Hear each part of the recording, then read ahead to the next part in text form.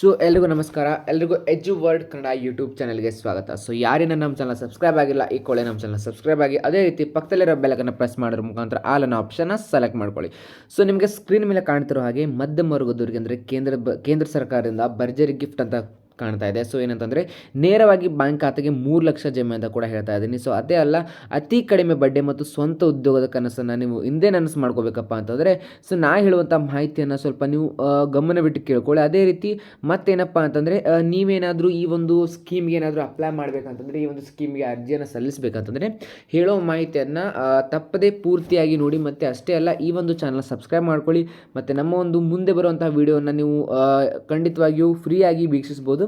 So ಏನಪ್ಪ ಅಂತಂದರೆ ಹೌದು ಸ್ನೇಹಿತರೆ, ಏನಂತಂದರೆ ಫ್ರೀಯಾಗಿ ಇವಾಗ ಕೇಂದ್ರ ಸರ್ಕಾರದಿಂದ ನೀವು 3 ಲಕ್ಷದವರೆಗೆ ಅಮೌಂಟನ್ನು ಪಡಿಬೋದು, ಅದುವೇ ಕೂಡ ಅತಿ ಕಡಿಮೆ ಬಡ್ಡಿ ದರದಲ್ಲಿ. ಸೊ ನೋಡ್ಬೋದು ನೀವು ಇಲ್ಲಿ, ಪ್ರತಿಯೊಬ್ಬರಿಗೆ ಜೀವನದಲ್ಲಿ ಸ್ವಂತ ಕಾಲ ಮೇಲೆ ನಿಲ್ಲಬೇಕು, ತಮ್ಮದಾದ ಪುಟ್ಟ ಉದ್ಯೋಗವನ್ನು ಕಟ್ಟಿ ಬೆಳೆಸಬೇಕೆಂದು ಕನಸು ಇದ್ದೇ ಇರುತ್ತದೆ.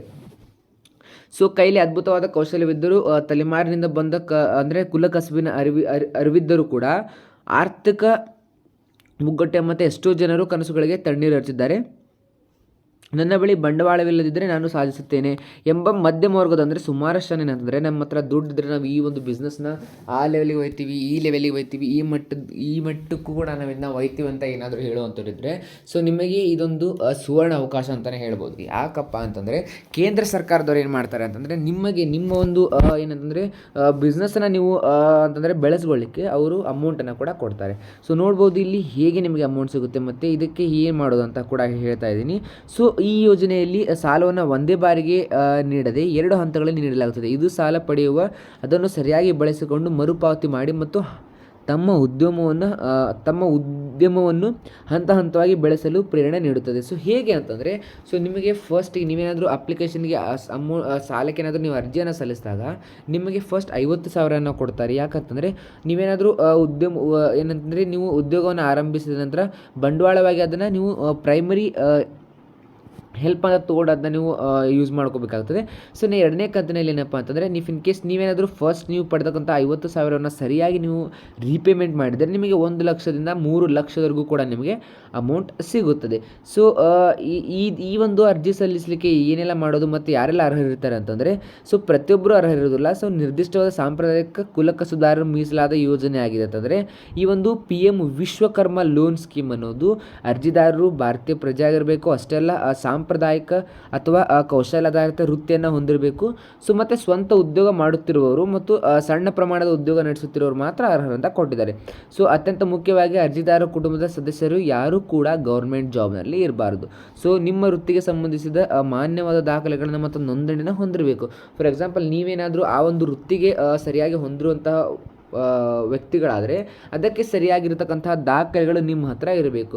ಸೊ ಹಾಗಿದ್ದರೆ ಯಾವ ವೃತ್ತಿ ಅನ್ನೋದಾದರೆ, ಸೊ ಇದು ಬಂದುಬಿಟ್ಟು ಕಾರ್ಪೆಂಟರ್ ಆಗಿರ್ಬೋದು, ಬಡಿಗ ಕೆಲಸ ಮಾಡೋಂಥವ್ರಾಗಿರ್ಬೋದು, ಕಮ್ಮಾರ ಆಗಿರ್ಬೋದು, ಬ್ಲ್ಯಾಕ್ ಸ್ಮಿತ್ ಅವರಾಗಿರ್ಬೋದು, ಇನ್ನು ಟೇಲರ್ಸ್ ಆಗಿರ್ಬೋದು, ಕುಂಬಾರ ಆಗಿರ್ಬೋದು, ಇನ್ನು ಕ್ಲೋಬರ್ಸ್ ಅಂದರೆ ಕಾಬ್ಲರ್ಸ್ ಅಂದರೆ ಚಪ್ಪಲಿ ತಯಾರಕರಾಗಿರ್ಬೋದು, ಹಣ್ಣು ಮತ್ತು ತರಕಾರಿ ವ್ಯಾಪಾರಿಗಳಾಗಿರ್ಬೋದು, ಇನ್ನು ಇತರೆ ಸಣ್ಣ ಕೈಗಾರಿಕೆದವರು ಕೂಡ ಆಗಿರ್ಬೋದು.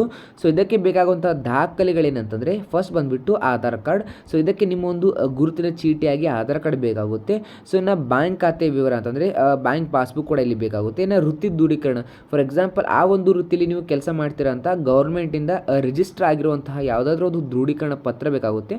ಸೊ ಇನ್ನು ವಿಳಾಸದ ಮೇಲೆ ರೇಷನ್ ಕಾರ್ಡ್ ಅಥವಾ ಇತರ ಯಾವುದೇ ಒಂದು ಪುರಾವೆ ಅಂತಂದರೆ ನಿಮ್ಮ ಹತ್ರ ನೀವು ಇರುವಂತಹ ಒಂದು ಅಡ್ರೆಸ್ ಪ್ರೂಫ್ ಆಗಿ ಯಾವುದಾದ್ರೂ ಒಂದು ಡಾಕ್ಯುಮೆಂಟ್ಸ್ ಬೇಕಾಗುತ್ತೆ. ಸೊ ನಮ್ಮ ಮೊಬೈಲ್ ಸಂಖ್ಯೆಗೆ ಆಧಾರ್ ಕಾರ್ಡ್ ಲಿಂಕ್ ಆಗಿರುವಂತಹ ಮೊಬೈಲ್ ಸಂಖ್ಯೆ ಮತ್ತು ಪಾಸ್ಪೋರ್ಟ್ ಅಳತೆಯ ಫೋಟೋ ಕೂಡ ಬೇಕಾಗುತ್ತೆ. ಸೊ ಇನ್ನು ಅರ್ಜಿಯನ್ನು ಹೇಗೆ ಸಲ್ಲಿಸೋದು ಅಂತಂದರೆ, ಸೊ ನೋಡ್ಬೋದು, ನೀವು ಅರ್ಜಿಯನ್ನು ಸಲ್ಲಿಸಲಿಕ್ಕೆ ನೀವು ಬಂದುಬಿಟ್ಟು PM viಶ್ವಕರ್ಮ.gov.in ಅನ್ನೋ ಒಂದು ವೆಬ್ಸೈಟ್ಗೆ ಏನಂತಂದರೆ ಲಾಗಿನ್ ಆಗಬೇಕಾಗುತ್ತೆ. ಸೊ ನೀವೇನಾದರೂ ಈ ಒಂದು ವೆಬ್ಸೈಟ್ಗೆ ಲಾಗಿನ್ ಆದ ನಂತರ PM ವಿಶ್ವಕರ್ಮ ಸಾಲ ಯೋಜನೆ ಬಗ್ಗೆ ನಿಮಗೆ ಇನ್ ಡೀಟೇಲ್ ಆಗಿ ಅಲ್ಲಿ ಪ್ರತಿಯೊಂದನ್ನು ಕೂಡ ಕೊಟ್ಟಿರ್ತಾರೆ. ಸೊ ಅದನ್ನು ನೀವು ಬಳಸ್ಕೊಂಡು ಈ ಒಂದು PM ವಿಶ್ವಕರ್ಮಗೆ ಅಪ್ಲೈ ಮಾಡ್ಬೋದು. ಸೊ ನಿಮಗೆ ನಾನು ಇಲ್ಲಿ ಹೇಳ್ಕೊಡ್ತೀನಿ ಯಾವ ರೀತಿ ಅಪ್ಲೈ ಮಾಡೋದಂತ. ಸೊ ಲಿಂಕನ್ನು ಕೂಡ ನಾನು ಡಿಸ್ಕ್ರಿಪ್ಷನಲ್ಲಿ ಕೊಡ್ತೀನಿ. ಸೊ ನಿಮಗೇನಾದರೂ ಡೈರೆಕ್ಟ್ ಲಿಂಕ್ ಬೇಕಂದರೆ ನನಗೆ ಕಮೆಂಟ್ ಮಾಡಿ, ನೀವು ಡೈರೆಕ್ಟ್ ಲಿಂಕನ್ನು ನಾನು ನಿಮಗೆ ಪ್ರೊವೈಡ್ ಮಾಡ್ತೀನಿ. ಸೊ ಇಲ್ಲಿ ಬಂದುಬಿಟ್ಟು ನೀವೇನಾದರೂ ಡೈರೆಕ್ಟ್ ಲಿಂಕ್ ಮೇಲೆ ಕ್ಲಿಕ್ ಮಾಡಿದಾಗ ನಿಮ್ಮನ್ನು ಅದು ಮೇನ್ ಅಫಿಷಿಯಲ್ ಪೇಜ್ಗೆ ಬಂದುಬಿಟ್ಟು ಕರ್ಕೊಂಡು ಹೋಗುತ್ತೆ.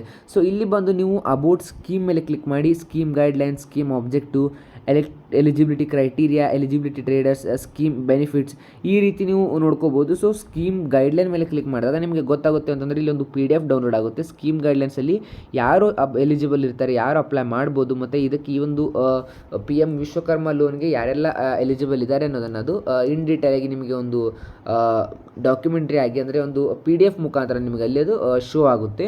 ಸೊ ನೀವು ನೋಡ್ಬೋದು ಯಾರೆಲ್ಲ ಎಲಿಜಿಬಲ್ ಇರ್ತಾರೆ ಮತ್ತು ಹೇಗೆ ಅಪ್ಲೈ ಮಾಡೋದು ಅಂತಂದರೆ ಇದರ ಒಂದು ಜನರಲ್ ಗೈಡ್ಲೈನ್ಸ್ ಬಂದುಬಿಟ್ಟು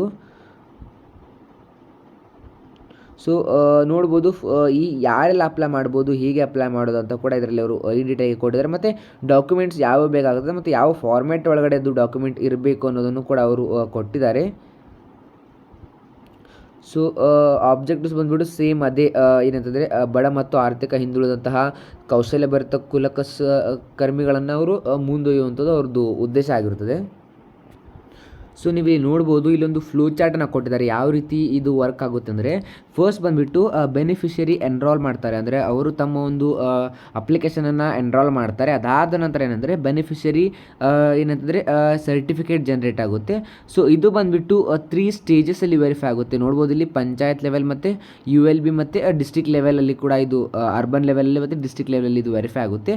ಸೊ ಇದಾದ ನಂತರ ನಿಮಗೆ ಬೆನಿಫಿಷರಿ ರಿಪೋರ್ಟ್ಸ್ ಸ್ಕಿಲ್ ಟ್ರೈನಿಂಗ್ ಕೂಡ ಕೊಡ್ತಾರೆ. ನಿಮಗೆ 15 days ಏನಂತಂದರೆ ನಿಮಗೆ ಅಡ್ವಾನ್ಸ್ ಟ್ರೈನಿಂಗ್ ಮತ್ತು ಅದರ ಸರ್ಟಿಫಿಕೇಟ್ ವಿತ್ ಅದರ ಒಂದು ಪೇಮೆಂಟ್ಸನ್ನು ಕೂಡ ಅವರು ಪ್ರೊವೈಡ್ ಮಾಡ್ತಾರೆ. ಸೊ ಅದಾದ ನಂತರ QR code and UPI provide. ಅದಾದ ನಂತರ ಬೆನಿಫಿಷರಿ ಡೀಟೇಲ್ಸ್ ಎಲ್ಲ ಬರ್ತದೆ. ಸೊ ಇದಾದ ನಂತರ ನೀವೇನಪ್ಪ ಅಂತಂದರೆ ₹1 ನಿಮ್ಮ ಒಂದು ಅಕೌಂಟಿಗೆ ಏನಂತಂದರೆ ಅವರು ಕ್ರೆಡಿಟ್ ಮಾಡ್ತಾರೆ. ಅದಾದ ನಂತರ ಆ್ಯಕ್ಟಿವ್ಲಿ ಯೂಸರ್ ಡಿಜಿಟಲಿ ಟ್ರಾನ್ಸಾಕ್ಷನ್ ಆದ ನಂತರ beneficiary repays ₹1 loan transaction maintaining standard loan account ಅಂತ ಕೊಡ್ತಾರೆ. ಸೊ ಅದಾದ ನಂತರ beneficiary receive second loan transaction up to ₹2 lakh. ನೀವು 2 ಲಕ್ಷದವರೆಗೆ ಏನಂತಂದರೆ ನಿಮ್ಮ ಒಂದು ಅಮೌಂಟನ್ನು ಇಲ್ಲಿ ಪಡಿತೀರಾ. ಸೊ ಇಲ್ಲಿ ಸಿಂಪಲಾಗಿ ಅವರು ಹೇಳಿರೋ ಹಾಗೆ identification and verification of beneficiary, next registration through MP Vishwakarma portal. ಅದಾದ ನಂತರ ಫ್ಲೋಸ್. ಈಗ ನಿಮ್ಗೆ ಏನು ನಾನು ಫ್ಲೋ ಚಾರ್ಟನ್ನು ಹೇಳಿಲ್ಲ, ಸೊ ಈ ಒಂದು ಫ್ಲೋ ಚಾರ್ಟ್ ವರ್ಕ್ ಆಗುತ್ತೆ. ಸೊ ನಾನು ಯಾವ ರೀತಿ ಹೇಳಿಲ್ಲ ಆ ರೀತಿ ಒಂದು ಫ್ಲೋ ಚಾರ್ಟಲ್ಲಿ ವರ್ಕ್ ಆಗುತ್ತೆ.